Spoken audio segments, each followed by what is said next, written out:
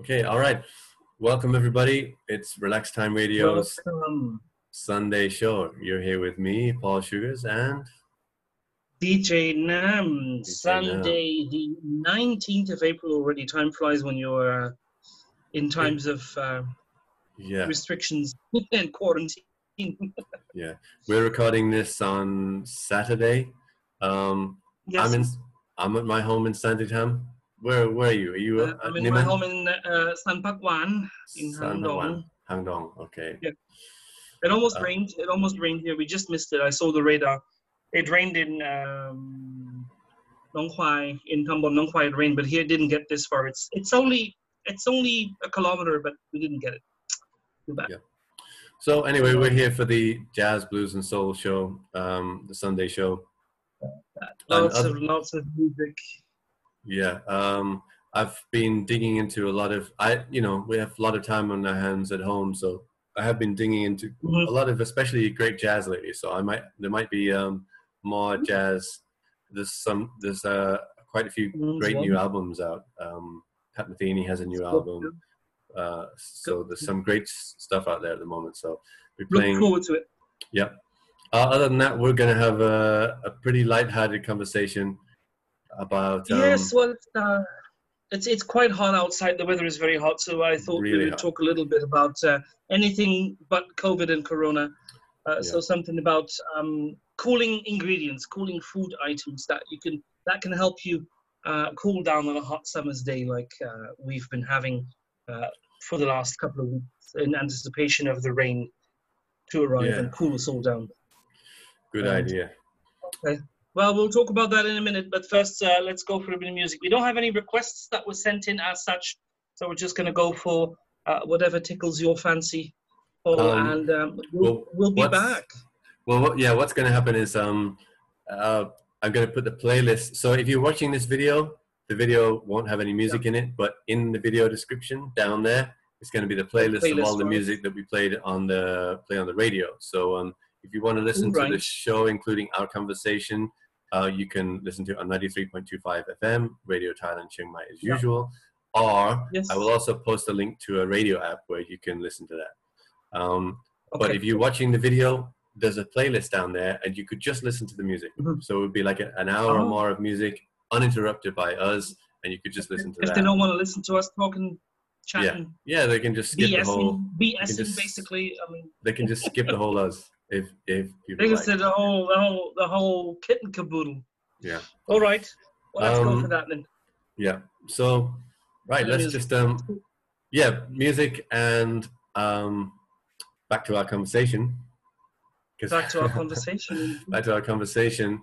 What are your favorite ways for keeping cool, especially with regards to food and drinks? Melons for me, by food, if we're talking about food, I mean, of course, showering and all that. Melons are good. Yeah, cool watermelon out of the fridge. It's an absolute delight. It also has cooling properties, like cantaloupes and watermelons have cooling properties. Cucumbers as well, pumpkin as well. Yeah. So those are a first option. Definitely for pumpkin, for example, if you want to have still some good Thai food, a pumpkin curry would be a very good moment now. If you would add some dill or coriander, cardamom, fennel seeds, and make a bit of a more Indian style curry with not so much chili, but a bit of heat from a bit of aromatics from these types of spices, that will be very cooling for you, right? It could be a pumpkin and egg stir fry, which I've done yesterday, which was lovely. Those kinds of things, and it all kinds of helps because according to Ayurveda, there are different types of food groups that influence the body's temperature, and if you experiment with those and with combinations, it actually does hold a certain amount of truth. Anyone who has eaten a good full stomach of durian will realize and know that regardless of whether you consume it with or without alcoholic drinks, which is supposed to be extremely bad for you and possibly even lethal, it does heat up your body. It heats up your stomach. That's why it's also advised to eat it together with mangosteen, because mangosteen is then cooling again, so it offsets that extreme heat which you bring into your body. So you can have mangosteen. I've seen them on the market. The first mangosteens of the season are coming up. So I've seen those coming into play now. One of my favorite fruits. I never had it before I came to Thailand. I don't think, although I've been to Malaysia before. But yeah, wonderful, absolutely wonderful fruit. And I agree, it's one of those. Oh, mangosteen, yeah. Yeah, very favorite, yeah, for me as well. It's very, very cooling. But different parts of the world have different theories about what's good to eat when it's hot, don't they? Like in Thailand here, people love the iced drinks, the iced teas and coffees and fruits and things. Whereas, and I understand their appeal, but it's actually not very good for you to cool down your body temperature, because what you do is you do that, but you create a counter reaction. In the south of France, when it was very hot, when I was living in the south of France working on an organic farm, it was very hot. We drank hot coffee, and I know that sounds counterintuitive as well. Well, not to me. I mean, not to me, because yeah, that's interesting. But not to me, because I'm English, and English. There's sort of English tradition, which we obviously robbed from India, of drinking hot tea when it's really, really hot. When it's really, really hot. Yeah, and that's what it does is it warms up the body, it gets you into a good sweat, and the sweat will help you cool down your body temperature, your core temperature. So that does help. While on the contrary, cold drinks do not do that. They reduce your sweating, and then hence you have more heat trapped inside of your body. Of course, these are all small differences, but when you count them together, they can make you feel more or less comfortable depending on what situation you're in. Of course, if you spend your days in air conditioning, you won't have much of an issue. Yeah. But if you're working outside, then you might be benefited from such things. I mean, there's a psychological thing as well. Yeah, obviously the science says you should drink the hot tea or the hot coffee, but your desire is for the immediate. You're craving cold. Ice cubes, right? Yeah, right. You want to take a bath in ice cubes. Yeah.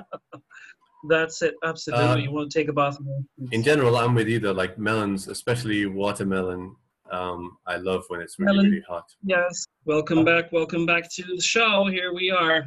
Yeah. Having a few technical difficulties. It's difficult because just the internet is being hammered in my building because everybody's at home and trying to use it the same as we are. Yeah, I'm sure that's it's a bit of a burden on the internet. Oh well, we'll make it happen the way we have to make it happen. So we're here talking about our favorite foods, drinks, and tricks to keep cool in this very hot weather. Yeah. Yeah, so we've spoken about watermelons, cucumbers, and cantaloupes. We've spoken about the difference between drinking cool drinks, the urge we have for drinking cool drinks, as opposed to the scientifically proven way of cooling yourself down with hot drinks, because that helps you evaporate more sweat and more heat out of your body. One good one is sorry. I was just going to say one good thing to do is just to take showers often, not because your skin breathes better afterwards, and so you can sweat. Basically it'll cool you down instantly, obviously, but it also helps your skin breathe more. Yes, and that helps you cool down as well. The more you can evaporate sweat, the cooler you will be.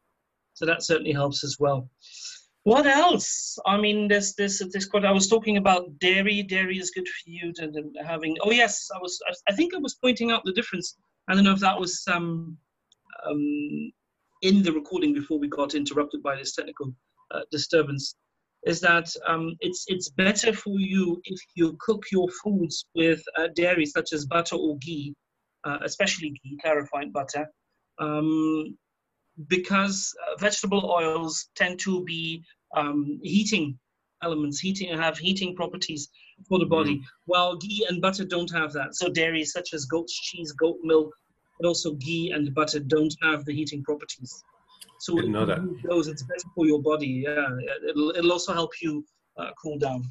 And then we can't forget about the most important dish in royal Thai cuisine, which is the favorite dish of all the high society, and now more commonly everyone, they go and eat it out. The combination of all the little things that they eat. And I forgot the name now. Good Lord, I had it on the tip of my tongue. It's a royal Thai dish, and it's a combination of all kinds of fried foods, actually. Fried foods, not like a Yeah. And it's eaten cold. It's eaten with cold rice in ice water with that's perfumed with jasmine as well. So rice that is soaked in jasmine water. Right. Not with like the crushed ice. Not that's full of crushed ice and things like that. No. No. The fried food is cool. Is cold as such. It's stuffed peppers, little bowls of kapi, fermented shrimp paste, all kinds of little onions that are fried, and it's all a combination of all kinds of things. Very delicious, and it's eaten with cold rice, which is put into ice water that has the fragrance of jasmine. I don't think I've had it. Khao chair, that's it. Khao chair, I think. You can get it in several restaurants around Chiang Mai now during the hot season. Right. There's even vegetarian versions of that out now, I've seen, from one shop. So if you've never tried that, including you, Paul, you can just order it from someone. If you want to know which one, I'll send you a private message. And it's wonderful. You have to try it. You'll love it. You'll absolutely adore it. Or you can ask A. She might know where it's at. I'm surprised at the amount of Thai people that haven't eaten it, actually. I don't think I've ever eaten it, although I must have come across it. You'd think I would have come across it at some point, but anyway, it doesn't ring a bell with me. You must have seen it somewhere, but it's not something you see in every restaurant because it's an enormous amount of work to make. It's all the little fine elements, the little fine details, and then, to have the jasmine water and the whole serving ritual and all that. But it used to be a royal Thai cuisine dish. Only it was reserved for the royals before. I like sometimes papaya salad in the hot season because it's like good. It's not cooked. It's not cooked food itself, but it's spicy, so you sweat. So you're eating something that's sort of like room temperature, but then you sweat, and the sweating helps cool you. I mean, it's definitely a lot of people, Thai people, maybe wouldn't think of it in that way, but for me personally, I really like to eat sometimes when it's really, really hot. The Greeks, but it's refreshing as well. The ancient Greeks had principles that had a principle that different food should be eaten at different times of year. So, for example, they thought that like meat, they wrote about, I think it was Aristotle, wrote about the difference between summer and winter. In winter, you should eat like boiled meats, stews, this kind of thing. The idea that it's like, and then in summer you should eat, fruit and vegetables and stuff. Well, I don't think he was talking about fruit and vegetables. He was mainly talking about meat, but he was basically saying in different ways. Yeah, you cook it differently. Yeah. So anyway, they had a principle that different food for different. But you eat meat all year round. Yeah, I don't know if that's the best advice. But maybe I'm forgetting something. I don't think it was only meat, but that's what's stuck in my brain. Okay. Maybe it's because you like eating meat, Paul. I definitely don't. I haven't eaten meat. I was just talking with LJ. I did a podcast yesterday, and I've only eaten meat. He's gone vegetarian, and I haven't eaten meat in a couple of months, except for maybe once. That's fantastic. I'm almost fantastic. I don't eat a lot of meat at all. Also, not really. No. And no, I enjoy fruits and vegetables and a bit of fish. Sometimes I do. Again, sometimes I'll eat sometimes in salads and mixed Thai salads and stuff like that. What's your favorite type of som tam? Do you eat tam Thai or tam Isan? I guess my favorite is I tend to go for tam Thai because really weird. Well, why? No, it's all good. It's all good. It's just like I don't. I tell you what. Tam Isan is great. It's fine. You know what I don't like? I don't like the crabs. That's the only thing I don't like. Well, I let them put them in there for flavor, but I don't touch them. I don't suck on them or chew the legs or something like that. I'm not Thai enough for that. Yeah. No, I don't do that. But I let them put them in for flavor. But I love the taste of fermented fish, the para. Actually, one of my favorites sometimes is tam som o. So it's a fruit one. But I love that as well. My favorite variety on the same type of recipe is tam mamuang. You make it mamuang keo with the green sour mangoes and make that into a salad. That's wonderful. Yeah, that's great. That's a great one. I eat that a lot. Yeah. And it's the perfect thing. There's a lot of mangoes now, so it's good. Yeah. I'll have that mango tonight. Season. Sticky rice. Yeah, mango I'll have sticky that rice tonight. No, for the green ones. Oh yeah. For the green salad, make the green salads like a papaya salad, but with green mango. Moonchild, very nice. Outside of food, do you have any tricks for keeping cool? Yeah, sit in the air condition. That's well, I can't. I'm sorry for people who can't, but I just have to. I can't survive without. You know what? I'm in the air conditioning now, but that's just because I have it's mainly because I have a disagreement with my wife about how to approach that. Although also because I live on the 5th floor of an apartment, so I'm living on the hottest floor of the building. But I actually prefer to just sort of equalize my environment. So because the problem with like living in air conditioning is when you go out, then you get really, really hot. Whereas if you sort of like get used to it, then you sort of like going outside is not such a great shock to your system. Yeah, I don't have that. I can sit in my air condition and do some work online, and I can go into my garden and work for 3 hours and be very warm, but I don't feel extremely bothered by it. But then I'm extremely happy to go back to it as well, to my air condition. This year, I'm quite good with that. This year, the water festival part of Songkran has got cancelled. Most Songkran activities got cancelled. But do you have any recollections? Like I have these vivid memories of being all soaked during Songkran. It's really hot outside, but you're soaked, and needing to go into the 7-Eleven to buy something. But I would go into the 7-Eleven and instantly get this cold shock and run out and decide I didn't need it. Cold, yeah. Well, it's because you're wet. Yeah, and exactly. It's because 7-Eleven is at 17 degrees or something. I mean, it's freezing. I know. You know what I know. The cold season has arrived in Chiang Mai. Yeah. How? When you walk into 7-Eleven and you feel it's warmer than outside. Yeah, that's a good one. I noticed that too. It happens. It's not. It doesn't happen often, but it does happen. If it's warmer inside 7-Eleven than outside, the cold season has arrived in Chiang Mai. But we diverge from our point. But I guess we're kind of done with the topic. So, I mean, there's nothing much else to say. Yeah, we're just doing a short topic today. Just a few little thoughts of ours on keeping cool in the season. I was just going to add one last thing, which is this is a psychological trick, but for me it makes a difference to not constantly be telling everybody how hot it is. It bothers me when I go out or meet friends and they're saying, "Oh, it's so hot. Oh, it's so hot. Oh, it's so hot." It kind of makes you feel hot.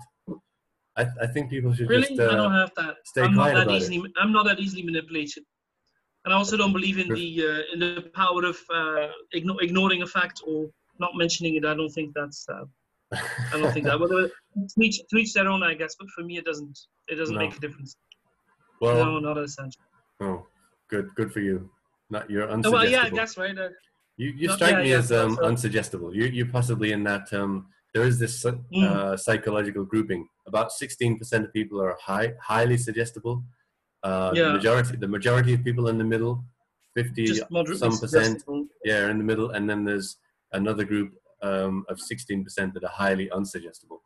You probably. Yeah, I think I'm in that. I think I might be in that group. I think you might be. I think I might be in that group. Yeah. Though the weather can affect my my mood. And that's something you said before that you didn't have living in the UK, even though the weather isn't all that wonderful. It rains quite a lot. Yeah. It never quite bothered you as such. For me, the rain and the cold bothers me tremendously. That could really get me down. Yeah. Yeah. That's interesting, isn't it? Like, I don't know why that is. Yeah, I used to find more the cold, I guess, than the rain, because I discovered when I'm here in the rainy season and it rains, it doesn't bother me at all. It can be if I have to go somewhere and it rains, I'm like, oh, grunt, because you have to put on your jacket, right? But I'll still do it. But I guess it's the cold, because I really can't stand cold weather. I don't do that. It's just not anything below 15 degrees Celsius should be forbidden by law, in my opinion. So. I mean, you can imagine I wasn't too happy in Belgium for 9 months out of 12. The world would be a funny-looking thing if we took off all the bits that were colder than 15 degrees Celsius. You'd have to get rid of most of it. People can go and live there if they're happy. I just don't want to be there. Okay. But all right, so I guess we more or less have done our little topic for the day. The rest of it is music. Bye. Yeah. As I said, we're posting the playlist. All the music's down there. Thanks for joining us on Relax Time Radio. Broadcast nightly. Have a nice week ahead. Next week, if all goes well, should be Lily joining Paul. Yeah. And have a good week ahead. Yeah, thanks everybody. Radio Thailand Chiang Mai, Relax Time Radio. Good night.